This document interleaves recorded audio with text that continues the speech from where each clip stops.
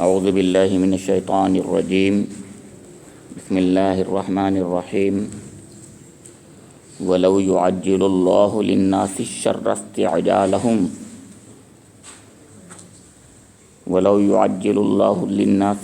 استعجالهم بالخیر لقضی الیہم اجلهم فنذر الذین لا یرجون لقاءنا فی طغیانهم یعمہون وَإِذَا مَسَّ الْإِنسَانَ الضُّرُّ دَعَانَا لِجَنبِهِ أَوْ قَاعِدًا أَوْ قَائِمًا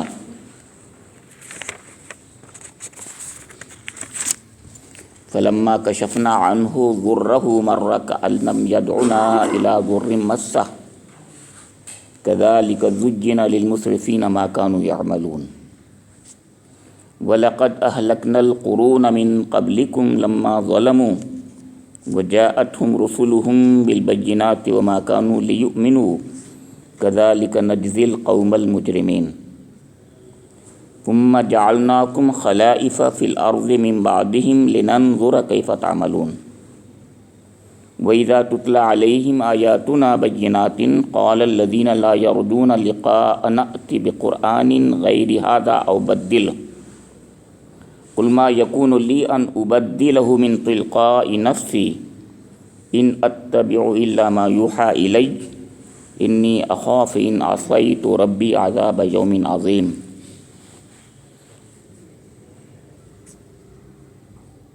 قل لو شاء الله ما تلوته عليكم ولا أدراكم به فقد لبثت فيكم عمرا من قبله أفلا تعقلون صدق اللہ مولانا العظیم۔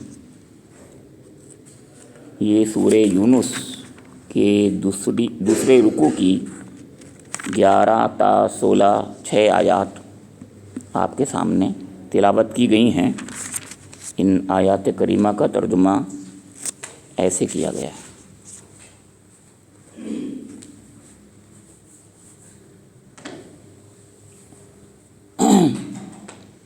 اگر کہیں اللہ لوگوں کے ساتھ برا معاملہ کرنے میں بھی اتنی ہی جلدی کرتا جتنی وہ دنیا کی بھلائی مانگنے میں جلدی کرتے ہیں تو ان کی مہلت عمل کبھی کی ختم کر دی گئی ہوتی، مگر ہمارا یہ طریقہ نہیں ہے، اس لیے ہم ان لوگوں کو جو ہم سے ملنے کی توقع نہیں رکھتے ان کی سرکشی میں بھٹکنے کے لیے چھوٹ دے دیتے ہیں۔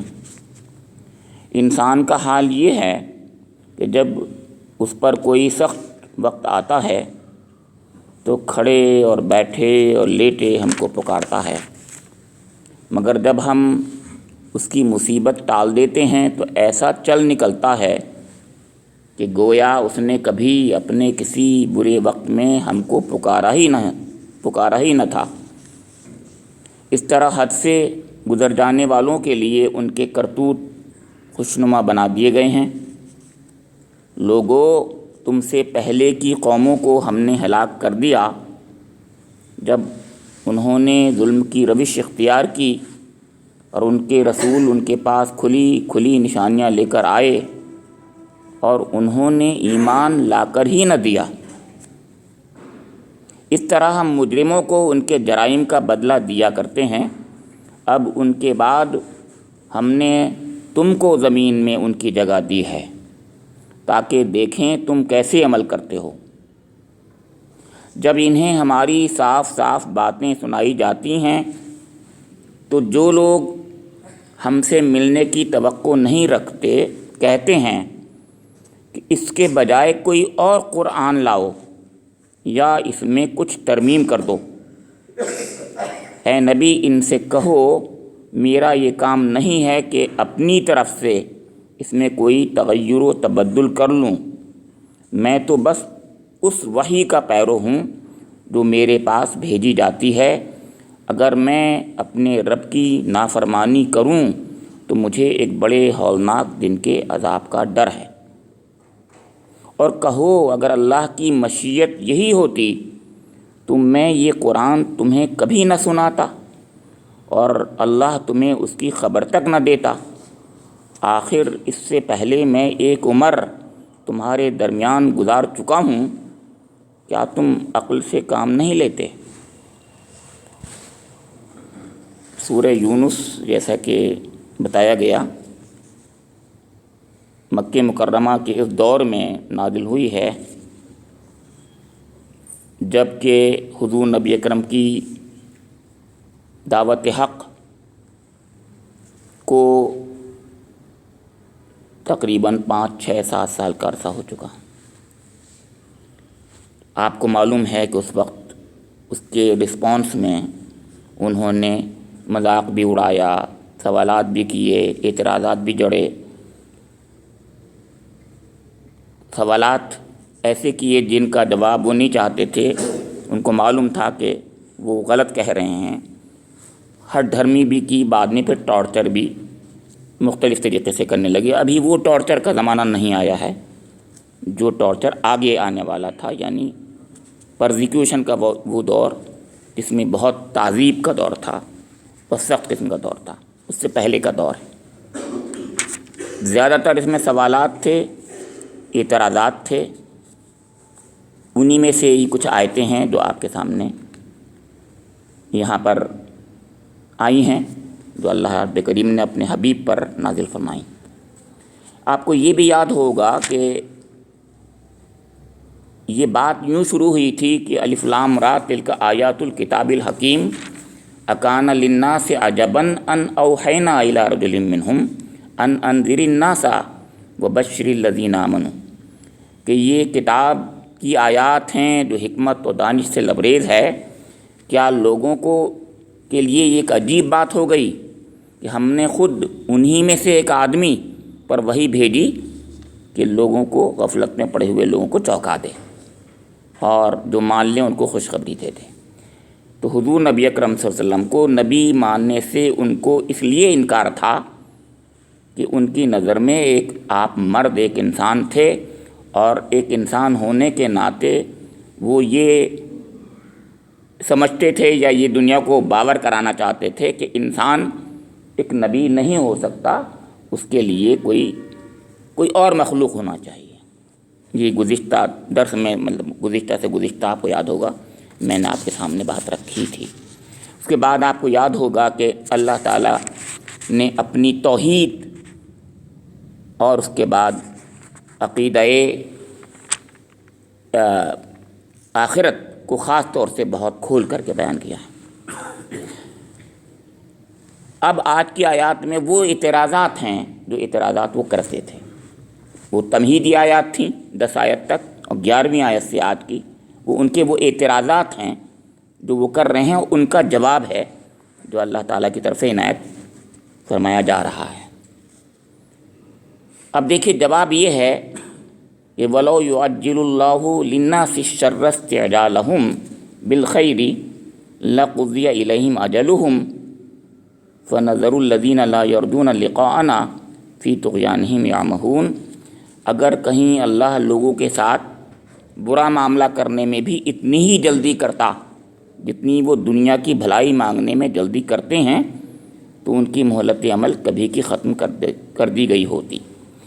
اس سے آپ محسوس کر رہے ہوں گے کہ وہ کچھ ایسے سوال کر رہے ہیں، کوئی ایسی بات مانگ رہے ہیں، ایک ایسا مطالبہ کر رہے ہیں کہ حضور کو چیلنج کر رہے ہیں۔ وہ مطالبے میں چیلنج یہ کر رہے ہیں کہ وہ جس چیز کا آپ وعدہ کر رہے ہیں، جو آپ ہمیں ڈرا رہے ہیں جس چیز سے، تو آخر وہ عذاب کیوں نہیں لے آتے آپ؟ ایک بہت بنیادی سی بات ہے۔ ایک رسول جب آتا ہے، جب رسول آئے تو انہوں نے 2 قسم کے عذاب سے ڈرایا۔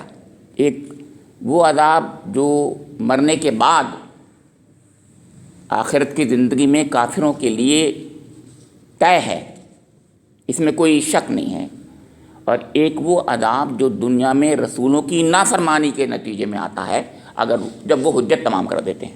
جب وہ حجت تمام کر دیتے ہیں تو نافرمانی کے نتیجے میں اس دنیا میں بھی عذاب آتا ہے۔ تو کیونکہ جب حضور نے یہ دونوں باتیں فرمائیں تو دنیا والے عذاب کے بارے میں انہوں نے کہنا شروع کر دیا۔ انہوں نے کہا وہ عذاب کیوں نہیں آ جاتا اب تک؟ ہم تمہاری بہت مخالفت کر رہے ہیں، اب تک کیوں نہیں آ جاتا؟ اللہ تعالیٰ فرما رہا ہے کہ وہ جلدی جیسے کر رہے ہیں، میں بھی اگر جلدی کر دوں گا تو کیا ہوگا سوچ لو۔ یعنی یہ عذاب کی جلدی کر رہے ہیں، اگر اس کے رسپانس میں اللہ تعالیٰ ان کی بات کو مان لے تو پھر کیا ہوگا سوچ لو، یہ رہ جائیں گے بھلا؟ پھر دوسری بات یہ ہے کہ اللہ تعالیٰ بھلائی کے معاملے میں جو ہے، کیونکہ رحمت اس کا شیوا ہے، قرآن پاک میں بھی کہا ہے اور یہ احادیث بھی ہے کہ اللہ کا اصل جو اس دنیا میں مظاہرہ ہے، جس کا وہ ظہور کرتا ہے، یہ کائنات جس لیے بنائی ہے اس نے، بلکہ کائنات سے آگے آخرت جس لیے بنائی ہے اس نے، دونوں جگہ اس دنیا میں بھی رحمت کا مظاہرہ کرتا ہے، وہ نعمتوں کی بارش ہو رہی ہے تو رحمت کا مظاہرہ ہے۔ اور میں نے بارہا آپ کے سامنے ایک آیت رکھی ہے، کتب علی نفسہ الرحمہ لیجمعنکم الی یوم القیامۃ لا ریب فیہ، آخرت میں بھی رحمت ہی کا مظاہرہ کرنے کے لیے، یعنی پوری مکمل رحمت کا مظاہرہ کرنے کے لیے وہ آخرت کو برپا کرے گا، کیونکہ یہ دنیا اس قابل نہیں ہے کہ دنیا میں اللہ کی رحمت کا بھی مکمل مظاہرہ ہو جائے، اس قابل ہی نہیں۔ جیسے انسان اس دنیا میں اس قابل نہیں ہے کہ لذتوں کو بھی انگیز کر لے، یعنی تکلیف کو تو انگیز کر ہی نہیں سکتا، لذت کو بھی انگیز نہیں کر سکتا انسان، پلیجر کو بھی انگیز نہیں کر سکتا۔ ہم سب جانتے ہیں، یہ بات بہت واضح ہے۔ تو وہ کہاں پر پلیجر کو انگیز کرے گا؟ تو کوئی جگہ ایسی ہونی چاہیے، تو وہ جگہ وہی ہے۔ تو جہاں پلیجر بھی پرفیکٹ ہوں گے اور پلیجر کو انگیز کرنے کی طاقت بھی انسان میں ہوگی، وہ اس کی حیت بھی بدل دی جائے گی، اور اس کائنات کی حیت بھی بدل دی جائے گی، کائنات بھی بدل دی جائے گی، اور انسان کی فطرت، وہ انسان کا جو حیات ہے، اسٹرکچر ہے، وہ بھی بدل دیا جائے گا۔ فطرت نہیں بدلی جائے گی، مطلب اس کا اسٹرکچر بدل دیا جائے گا کہ وہ انگیز زیادہ اچھا کر سکے۔ تو یہ اللہ تعالیٰ فرما رہا ہے، سوچو تم اگر ایسا ہو جائے تو کیا ہوگا کہ میری رحمت جو میں جس کا مظاہرہ کر رہا ہوں، اس کا تقاضا کیا ہوگا؟ یہ ہوگا کہ میں تمہاری بدتمیزیوں پر بھی خاموشی اختیار کروں، یا یہ کروں کہ جیسے تمہارے یہاں جذباتی قسم کے لوگ ہوتے ہیں، جواب میں فوراً چاہتے ہیں ایسے کر دوں، میں بھی اسی قسم سے بات کروں، یعنی جیسے جذبات میں آ کر کے اچھا ٹھیک ہے دیکھو یہ دیکھ لو۔ تو اللہ تعالیٰ کہ ہاں یہ چیز نہیں ہے، یہ بات فرمائی وَلَوْ يُعَجِّلُ اللَّهُ لِلنَّاسِ الشَّرَّ اسْتِعْجَالَهُمْ، شر میں بھی ایسی جلدی کر دیتا اللہ تعالیٰ جیسے خیر میں کرتا ہے۔ کیا بات، خیر میں کرتا ہے۔ ایک بندہ جب اپنے رب سے خیر مانگتا ہے، بہت جلدی اللہ تعالیٰ خیر بھیج دیتا۔ یہ بات اس کے اندر پتہ چلی، یہ بھی پتہ چلی اس کے اندر۔ اور جب شر مانگتا ہے، جس کو کبھی کبھی وہ جانتا نہیں ہے شر ہے میرے حق میں، تو بھی اللہ تعالیٰ خوب جانتا ہے، اس لیے نہیں بھیجتا۔ کبھی کبھی تو انجانے میں شر مانگ لیتے ہیں ہم لوگ، مائیں اپنی اولاد کو یعنی کتنے کوسنے دے دیتی ہیں، آپ کو ہی معلوم ہے، یہ سب ہو جاتا ہے۔ اگر ایسا ہو جائے کہ اللہ تعالیٰ ہر اس بات کو جو بندہ مانگ رہا ہے، اور ماں کی بات تو ویسے بھی ماں ہونی چاہیے، یا باپ ایسی بات کہہ دے تو پھر مصیبت آ جائے، ایسا نہیں ہوتا۔ تو اللہ تعالیٰ کی جو کا حلم جو ہے، وہ حلم تقاضا کرتا ہے کہ وہ بدتمیزی کر رہے ہیں کرتے رہیں، لیکن اللہ تعالیٰ ایسا خود عمل نہ کرے۔ پھر فرمایا کہ اگر ایسا ہوتا لَقُضِیَ إِلَیْہِمْ أَجَلُہُمْ، تو یعنی ہر ایک کی موت بہت جلدی آ گئی ہوتی، کیونکہ وہ ہر بار ایسی بدتمیزی کی الٹی سیدھی باتیں کرتا ہے اور دعائیں مانگتا ہے الٹی سیدھی۔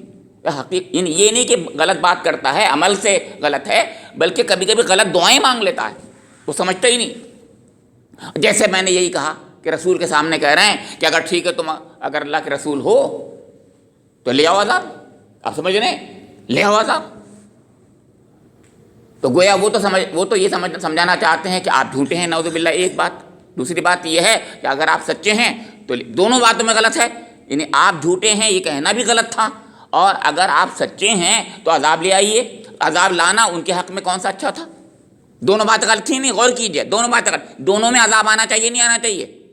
اس لیے کہ اللہ کے رسول کو جھوٹا سمجھنا یہ عذاب کی دعوت کے مترادف ہوتا ہے، اور اگر اس کو جو وہ خود کہہ رہے ہیں ان کی بات مان لینا اگر وہی ہو جائے تو بھی آپ سمجھتے ہیں ہلاکت ہی ہلاکت ہے۔ فَنَذَرُ الَّذِينَ لَا يَرْجُونَ لِقَاءَنَا فِي طُغْيَانِهِمْ يَعْمَهُونَ، تو فرمایا کہ ہمارا طریقہ یہ نہیں ہے، اس لیے ہم ان لوگوں کو جو ہم سے ملنے کی توقع نہیں رکھتے ان کی سرکشی میں بھٹکنے کے لیے چھوٹ دے دیتے ہیں۔ ایک چھوٹ دے رہا ہے اللہ تعالیٰ، کیوں؟ اس لیے کہ پیمانہ ان کے گناہوں کا اور ظلم کا پورا ہو جائے، بھر جائے پورا پیمانہ، یا یوں کہیے کہ ان پر حجت تمام ہو جائے، یا یہ کہیے کہ ان کے لیے عذر کا کوئی موقع نہ رہے۔ یہ تینوں باتیں ہیں، کوئی عذر کا موقع نہ ہو۔ کیونکہ اگر جلدی سے آ جاتا تو پھر وہ کہتے ہم سمجھے ہی نہیں تھے اس بات کو۔ اب بار بار ان کے سامنے جب کہا گیا کہ دیکھو اگر تم ایسی بات کہو گے تو عذاب آ جائے گا، ایک بار دو بار تین بار بہت بار کہے گا، اب کم سے کم اپنی اس کے ذمہ دار وہ ہوں گے، عذر کا موقع تو نہیں رہا نا، یہ مطلب تھا اس کا۔ یہاں پر بہت پیاری سی بات جو ہے یہاں پر لا یرجون لقاءنا ہے، اور طریقے سے بھی اللہ تعالیٰ فرما سکتا تھا، لیکن لا یرجون لقاءنا جو ہماری ملاقات کے متمنی نہیں ہیں، جو ہماری ملاقات کی توقع نہیں رکھتے۔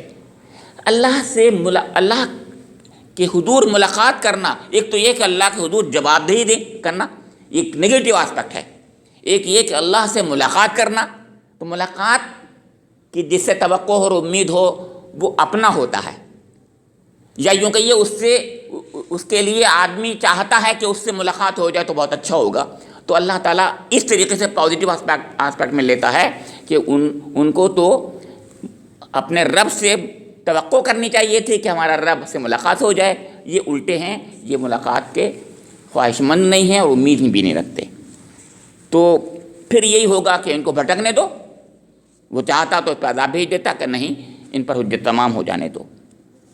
اب اسی بات کو پھر کھولا ہے، وَإِذَا مَسَّ الْإِنسَانَ الضُّرُّ دَعَانَا لِجَنبِهِ أَوْ قَاعِدًا أَوْ قَائِمًا فَلَمَّا كَشَفْنَا عَنْهُ ضُرَّهُ مَرَّ كَأَن لَّمْ يَدْعُنَا إِلَىٰ ضُرٍّ مَّسَّهُ كَذَٰلِكَ زُيِّنَ لِلْمُسْرِفِينَ مَا كَانُوا يَعْمَلُونَ۔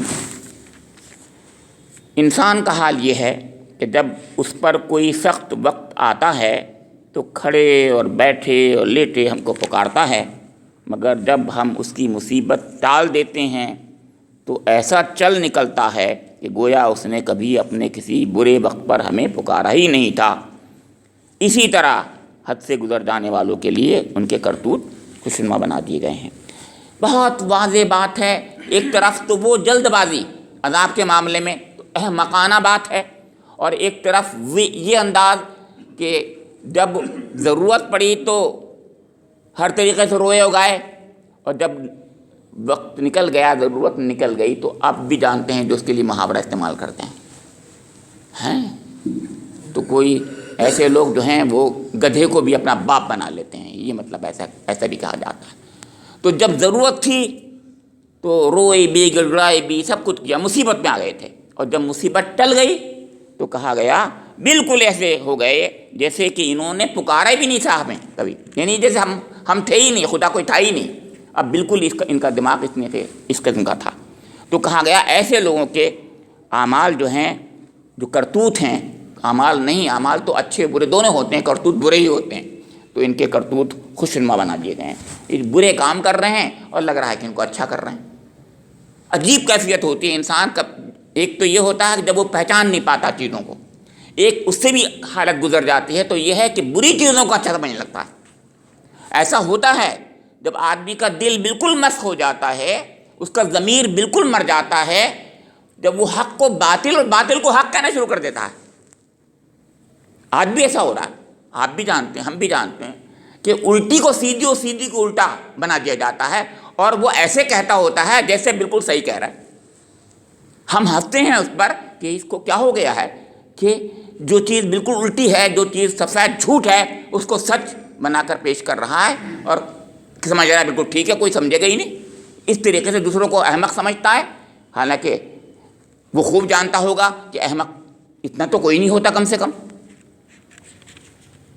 پھر فرمایا وَلَقَدْ أَهْلَكْنَا الْقُرُونَ مِنْ قَبْلِكُمْ لَمَّا ظَلَمُوا وَجَاءَتْهُمْ رُسُلُهُم بِالْبَيِّنَاتِ وَمَا كَانُوا لِيُؤْمِنُوا كَذَلِكَ نَجْزِي الْقَوْمَ الْمُجْرِمِينَ۔ دیکھو ایک بات کا خیال رکھو کہ تم سے پہلے بھی قوموں کو اللہ تعالیٰ فرما رہا ہے ہم نے ہلاک کر دیا۔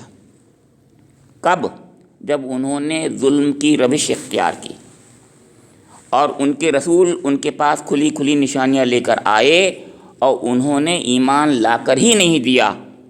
اسی طرح ہم مجرموں کو ان کے جرائم کا بدلہ دیا کرتے ہیں۔ دیکھیے ایک سنت اللہ کا ذکر کیا ہے اللہ تعالیٰ نے، اور ایک تاریخ کا واقعہ بیان کیا ہے جو تاریخی حقیقت ہے جس کا کوئی انکار نہیں کر سکتا۔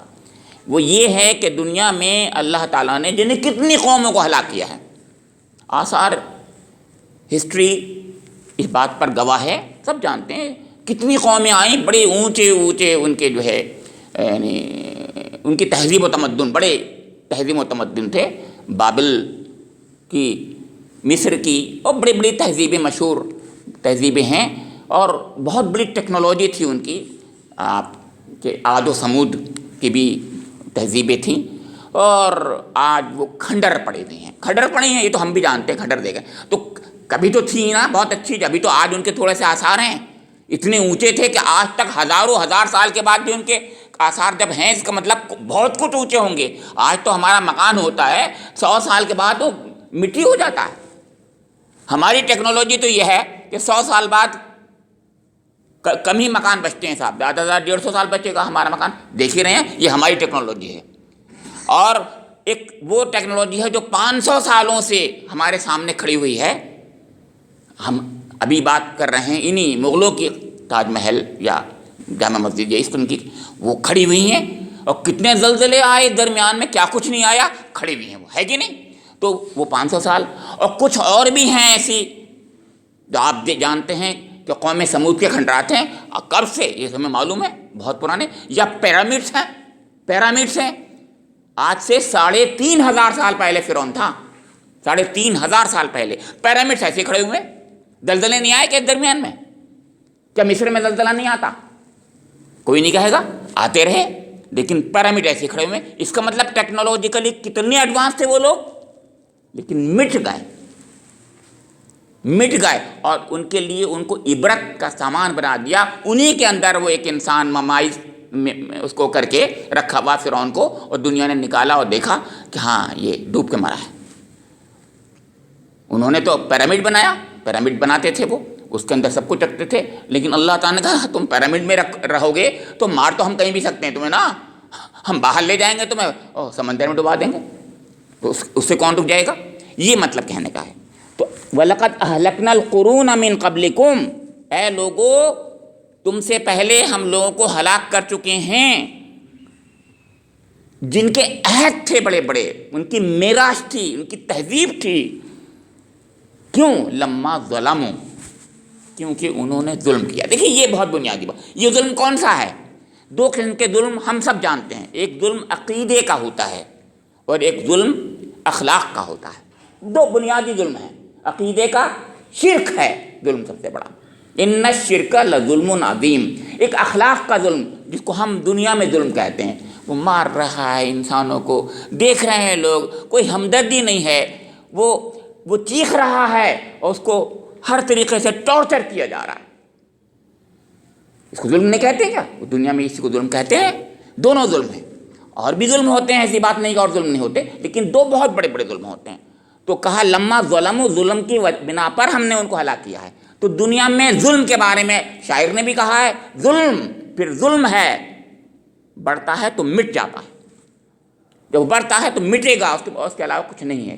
تو یہ تو تاریخ ہے، شاعر نے ایسے نہیں کہہ دیا کہ ہوائی بات ہو، بلکہ حقیقت میں ایسے ہوا ہے، جب بھی ظلم پڑتا ہے تو مٹتا ہے۔ بات تو اور بھی تھی مگر اس شعر سے کوئی مجھے لینا دینا نہیں ہے۔ تو فرمایا کہ وَجَاءَتْهُمْ رُسُلُهُمْ بِالْبَيِّنَاتِ وَمَا كَانُوا لِيُؤْمِنُوا۔ اب مگر دوسری بات ہے کہ وہ آخر ہلاک ہونے کے لیے دوسرا بھی ایک اللہ کا ایک ضابطہ ہے۔ وہ ضابطہ یہ ہے کہ ہلاک کیا سبھی کی کر دیے جاتے ہیں، یا اس کے ساتھ میں اللہ کی رحمت کا بھی معاملہ ایک ہوتا ہے؟ تو ہر بار رحمت کی بات آ رہی ہے، تو کہا نہیں، ہم اس سے پہلے وہاں پر کسی حجت تمام کرنے والوں کو بھیجتے ہیں، اور حجت تمام کرنے میں انسانوں میں رسول سے بڑھ کر کوئی اور نہیں ہو سکتا۔ تو پہلے اللہ تعالیٰ اپنی حجت تمام کرتا ہے تاکہ عذر نہ رہے، جسے میں نے سب سے پہلے شروع میں بات یہ کہی، عذر نہیں رہے کہ یہ کہہ سکے اے اللہ تو نے ہمیں تو ہلاک کر دیا ہے، ہمیں تو پتہ ہی نہیں تھا۔ تو اب رسولوں کو بھیجتا ہے اللہ تعالیٰ، اور رسول حجت جب تمام کر دیتا ہے اور پھر بھی قوم نہیں مانتی، وما كانوا ليؤمنوا، جب بھی نہیں مانتی تو پھر اللہ تعالیٰ اس دنیا میں ان کو ہلاک کر دیتا ہے۔ كذلك نجزي القوم المجرمين، یہی ہے جرائم کا بدلہ جو مجرموں کو اللہ تعالیٰ دیا کرتا ہے، ہم دیتے ہیں۔ ہم مجرموں کو جرم ہے کیونکہ انہوں نے جرم کیا ہے، ظلم سے بڑا جرم کوئی نہیں ہو سکتا، ظلم سے بڑا جرم کوئی اور نہیں ہو سکتا۔ دنیا کا ہر انسان یہ کہتا ہے کہ ظلم سے بڑا جرم کوئی اور نہیں ہو سکتا. ظلم دونوں قسم کے میں نے بتایا آپ کو، عقیدے کا ظلم اور اخلاق کا ظلم. کہا پھر یہ لوگ آئے، ہلاک ہو گئے. پھر اس کے بعد دوسری قوم کو اللہ تعالیٰ نے برپا کیا.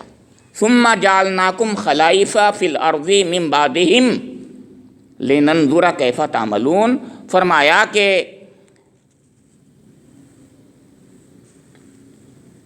اب ان کے بعد ہم نے تم کو اس زمین میں جگہ دی ہے تاکہ دیکھیں کہ تم کیسے عمل کرتے ہو.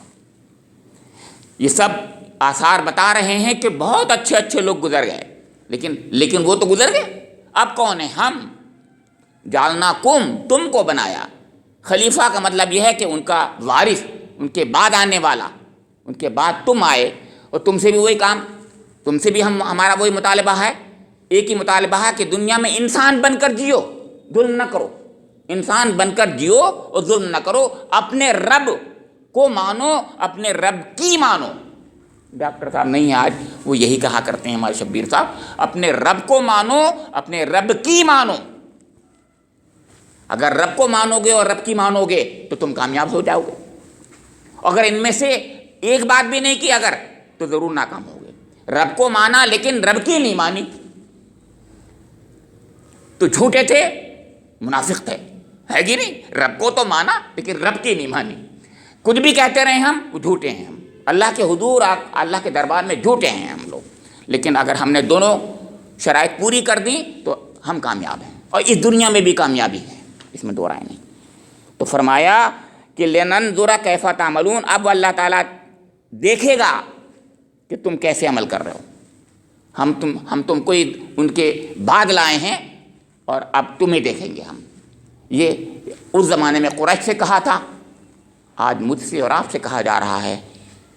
اور زمانے میں جو بھی ہوں گے وہ مخاطب ہوں گے، ہر زمانے کے مخاطب ہوں گے، ان سے کہا جائے گا. وَإِذَا تُتْلَىٰ عَلَيْهِمْ آيَاتُنَا بَيِّنَاتٍ قَالَ الَّذِينَ لَا يَرْجُونَ لِقَاءَنَا ائْتِ بِقُرْآنٍ غَيْرِ هَٰذَا أَوْ بَدِّلْهُ. اب دوسری بات، اب ان کے اعتراضات کا سلسلہ شروع ہو رہا ہے. جو اعتراضات وہ کر رہے تھے اور جو مطالبات کر رہے تھے اور جس طریقے کا حضور نبی اکرم سے وہ مطالبہ کر رہے تھے، وہ سنیے گا ذرا. فرمایا وَإِذَا تُتْلَىٰ عَلَيْهِمْ آيَاتُنَا، جب ان کے سامنے ہماری آیات پڑھ کر سنائی جاتی ہیں، تلاوت کی جاتی ہیں، جو بینات ہیں، کھلی ہوئی اور روشن ہیں. بیناتن قال الذین لا یرجون لقاءنا، تو وہ لوگ جن کو ہماری ملاقات کی توقع نہیں ہے، کہتے ہیں ائتی بقرآن غیر ھذا، لے آؤ قرآن کو اس کے بجائے دوسرا قرآن. ائتی بقرآن غیر ھذا، اس قرآن کے علاوہ دوسرا قرآن لے آؤ. او بدلہ، یا اس کو تبدیل کر دو. یعنی جو تم یہ قرآن کر رہے ہو، اس قرآن کے بجائے دوسرا. اب وہ دوسرا قرآن کون سا ہوگا؟ جس میں ان کے خواہش کے مطابق کلام ہوگا. یعنی وہ یہ کہتے تھے کہ یہ لات اور عزا اور منات جو ہیں ہمارے، ہے نا، ان کی بھی گنجائش ہونی چاہیے، ان کے چڑھاووں کی بھی گنجائش ہونی چاہیے، اور ہمارے کرتوت جو ہیں، جو ہم کام کر رہے ہیں الٹے سیدھے، ان کی بھی گنجائش ہونی چاہیے. اور مرنے کے بعد ہماری سفارش جس کو ہم سمجھتے ہیں ان کے ذریعے سے، اس کی بھی گنجائش ہونی چاہیے. دنیا میں بھی اللہ یعنی توحید کے معاملے میں تم بدل دو قرآن کو، اور مرنے کے بعد جو زندگی ہے آخرت، اس میں بھی سفارش کے تعلق سے ہمارا عقیدہ اس میں جڑ دو، ڈال دو. ہمارا عقیدہ یہ ہے کہ ہاں ٹھیک ہے، مگر یہ شفاعتہن لترجا، کہ بڑی دیویاں ہیں، بڑی بڑی دیویاں ہیں جو لات و منات عزا، سورہ نجم میں جس کا ذکر تھا، جس کو سیٹنک ورڈ سے میں نے بتایا تھا آپ کو کہ وہ ہیں، کہ وہ یہی کہتے تھے کہ ان کی شفاعت تو بالکل ہونی ہے. وہ کیسے ہوگا؟ وہ تو ضرور، وہ تو چہیتی ہیں اللہ کی. آپ چہیتے ہیں کہہ لو، چہیتی ہیں، لیکن آج بھی دیویاں ہی زیادہ ہوتی ہیں، آپ کو معلوم ہوگا. ہندوازم میں بھی دیویاں زیادہ ہوتی ہیں، آپ کو پتہ ہے. پتہ نہیں کیا مسئلہ ہے، یہ ایک الگ بات ہے کہ وہ اس کے ساتھ، عورت کے ساتھ، فیمیل کے ساتھ سب سے زیادہ ظلم بھی کرتے ہیں اور ان کو دیوی بناتے ہیں، اور ان کو اس دنیا میں آنے سے پہلے ابارشن بھی کرواتے ہیں، اور اس کے بعد ان کو دیوی بناتے ہیں، اور یہاں پر ان کی پوجا بھی کرتے ہیں اور دیوداسی بھی بناتے ہیں. मंदिरों में देवदासी भी उन्हीं को बनाते हैं। ये डायकोटोमी सोचिए, तजाद देखिए कैसे तजाद है। फरमाया तो कहा गया कुल मा यकून ली अन उबद्दी लहू मिन तिलकाई नफ्सी, आप इनसे कह दीजिए कि सोचो तो कि मैं अपनी तरफ से ऐसा तगय्युर तबद्दुल कैसे कर लूँ, ये मेरा काम नहीं है। कुल मा यकून ली, मेरे लिए ये ज़ेब नहीं देता। यकून ली का मतलब हुआ अन उबद्दिलहु मिन तिलकाई नफ्सी, कि मैं अपने दिल में जिस चीज़ को पसंद करता हूँ उसके मुताबिक ऐसा कुरान बना लूँ। अच्छा, वो यही कहते थे कि ये मोहम्मद का कलाम है, नऊज़ु बिल्लाह। मोहम्मद ने अपने इमारत और सियादत को, सरदारी को क़ायम करने के लिए सब कुछ खेल खेला है। नऊज़ु बिल्लाह, नऊज़ु बिल्लाह, नऊज़ु, ये सारा खेल है, जिसको सैटेनिक वर्सेस में ये रशदी के नाम का नालायक, उसने भी यही कहा है। बस उसने इसका जिम्मेदार हज़रत खदीजा रज़ियल्लाहु ताला अन्हा को और बाद में हज़रत आयशा को गर्दाना कि मोहम्मद तो बहुत अच्छे थे मगर बीवी के चक्कर में आ गए। हज़रत खदीजा ने गोया उनको सरदारी क़ायम कराने के लिए कि इस तरीके से तुम ये तौहीद का दर्द देने लगो, ये करने लगो, तो फिर सब काम बन जाएगा। और उसके बाद हज़रत आयशा ने दोनों के बारे में कहते, और दोनों का आयशा नाम लेता है और हुजूर को महाउन कहता, नालायक कुत्ता, वो कुत्ता जो महाउन होता है। मोहम्मद सल्लल्लाहु अलैहि वसल्लम को ये बोलता है कैरेक्टर में, कैरेक्टर जो उसके अंदर है नॉवेल के, उसकी बात कर रहा हूँ। अस्तग़फ़िरुल्लाह, अस्तग़फ़िरुल्लाह, अस्तग़फ़िरुल्लाह।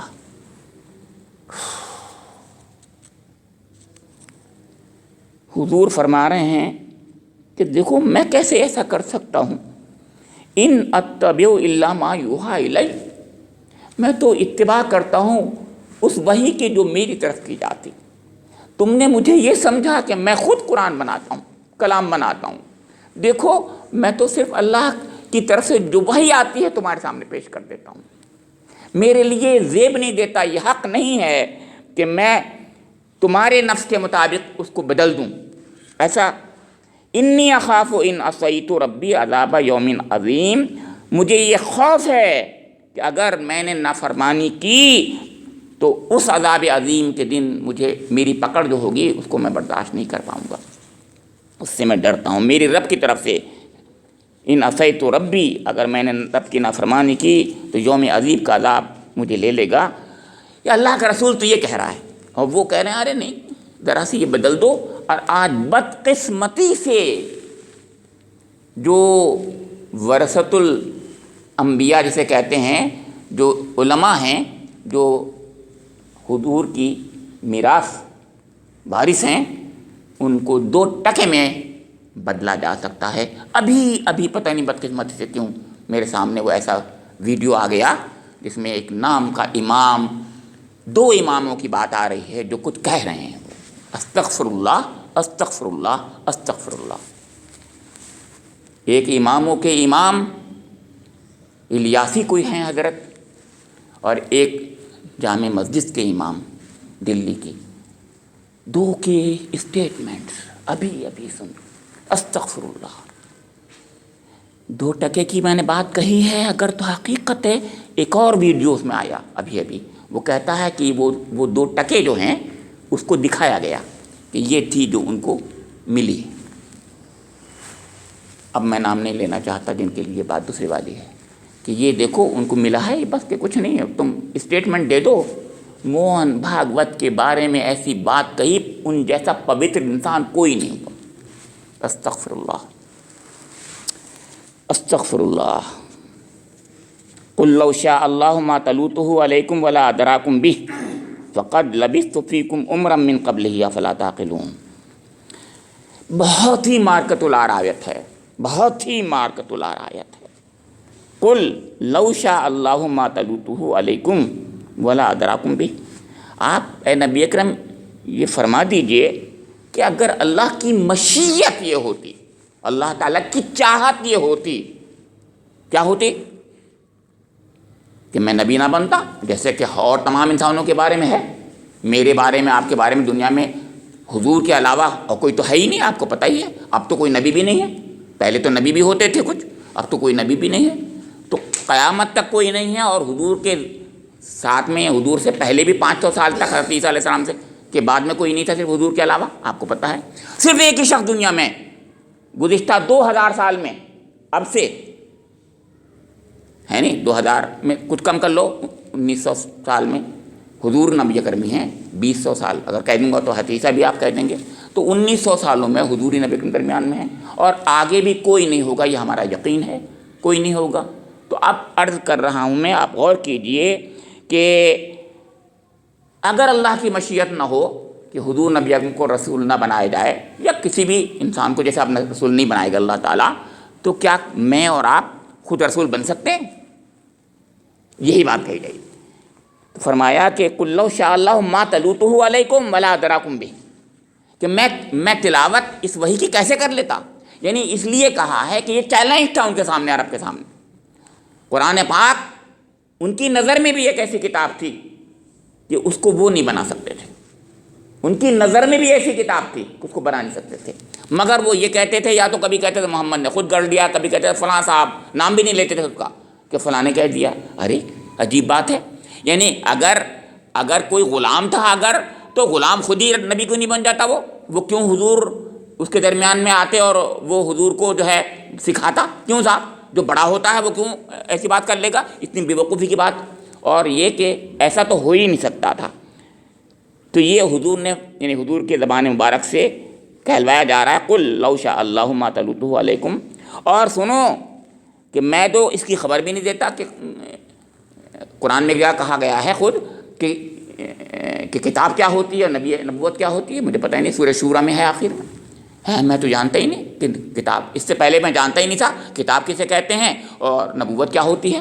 صحیح بات ہے، عرب میں ویسے بھی کتاب اور نبوت کی بات بھول چکے تھے وہ لوگ بہت سال پہلے، 4500 سال پہلے، یعنی آج سے۔ وہ حضرت ابراہیم علیہ السلام اور حضرت اسماعیل علیہ السلام گزرے تھے جن کو بھول چکے تھے کہ وہ نبی تھے یا رسول تھے، بس یہ تھا کہ ان کی ملت میں تھے، وہی سمجھتے تھے اور کچھ نہیں۔ اب تیسری دلیل جو دی ہے بہت ہی بڑی دلیل ہے، فَقَدْ لَبِثْتُ فِيكُمْ عُمْرًا مِّن قَبْلِهِ أَفَلَا تَعْقِلُونَ، تو دیکھو میں تمہارے درمیان میں ایک عمر گزار چکا ہوں، ایک عرصہ گزار چکا ہوں، 40 سال کا عرصہ، حضور کو نبوت 40 سال کی عمر میں ملی ہے، تو 40 سال تمہارے درمیان میں رہا ہوں، تمہارے درمیان میں تھا۔ مجھے میرے بارے میں بتاؤ، کیا میں نے کسی مکتب میں پڑھا؟ کوئی کتاب پڑھنا جانتا ہوں؟ مجھے تو یہ بھی پتہ نہیں قلم سے لکھا کیسے جاتا ہے، میں تو امی ہوں۔ کیا تم نے یہ دیکھا کہ میری تربیت میں کچھ لوگ ایسے تھے جنہوں نے ویسے نہ صحیح زبانی پڑھا دیا ہو مجھے؟ تو تم مجھے جانتے ہو کہ میں تمہارے درمیان میں ہی رہا ہوں، کہیں ادھر ادھر تو گیا نہیں، میں یہیں پر رہا ہوں، تمہارے درمیان میں زندگی گزار رہا ہوں۔ یہ ایک پہلو ہے، یہ بتاؤ کیا میں پڑھا لکھا ہوں؟ کیا میں نے کوئی کتاب پڑھی ہے؟ کیا کوئی میرا استاد یہاں رہا ہے؟ کسی مکتب میں رہا ہوں؟ کوئی۔ دوسری بات یہ کہ میرے اخلاق و کردار کو بھی تم جانتے ہو، اور تیسری بات یہ کہ کیا، میں اس سے پہلے ایک بات بتاتا ہوں کہ کیا یہ بتاؤ کیا آج تک میں نے کسی ایسے موقع پر سیادت اور امارت کی خواہش بھی کی ہے کہ مجھے سردار بنا لو؟